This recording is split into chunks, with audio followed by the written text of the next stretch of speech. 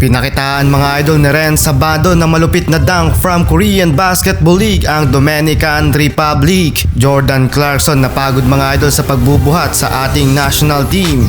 Gilas Pilipinas versus Dominican Republic. Eto mga idol ang first five ng ating Gilas Pilipinas. Jordan Clarkson, AG Edu, Dwight Ramos, Roger Pogoy, and Japet Aguilar. Eto na nga mga idol ang pagtutuos ni Jordan Clarkson ng Utah Jazz para sa Gilas Pilipinas kontra kay Karl Anthony Towns ng Timberwolves. Mainit mga idol ang crowd sa arena. So opening ng first quarter, maagang run ang ginawa ng Dominican Republic. So open mga idol si Dwight Ramos. Tinirahan agad ng tres ang kalaban. Dikitan lang sa score mga idol at nag-improve nga ang Gilas Pilipinas dahil sa mga nakarang laban ng ating national team sa first quarter tayo nababanatan at natatambakan.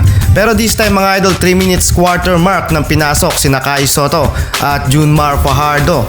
Nakasabit agad mga idol si The Kraken ng 2 free throw dahilan para may tablang score from 9 to 11.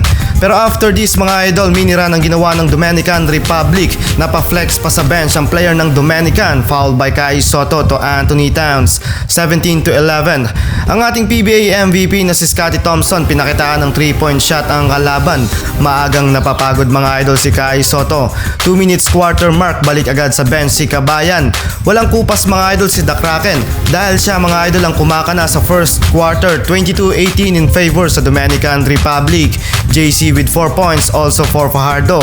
Second quarter tayo mga idol, maagang dalawang sunod na 3-point shot ang tinira ni Jordan Clarkson para madikit ang score 25-23. Pero pagka 7 minutes quarter mark, nakatikim ng supalpal si Jordan Clarkson. Bagsak si JC mga idol sa sahig at walang tawag ang referee. Pero dahil sa steal ni Kiefer Avena, dinakdakan ni Clarkson at gigil sa ring mga idol. Malaking run ang nagawa ng Gilas Pilipinas. Grabe mga idol ang connection sa pagitan ni Clarkson, Ravena and Fajardo. Kaya napatimeout agad ang Dominican Republic. Eto mga idol yung sinasabi ng head coach ng Dominican na delikado si Jordan Clarkson at hindi pwedeng malitin ang Gilas Pilipinas. 3 minutes quarter mark nang naipasok si Ren Sabando sa loob ng court. Magandang finish na sanang nagawa ni Jordan Clarkson at Ren Sabando with alley-oop dunk pero kinabos sila kay mga idol. Pero bago matapos mga idol ang first half, pinakita ni Abando ang kanyang natutunan sa Korean Basketball League. Instant offense mga idol.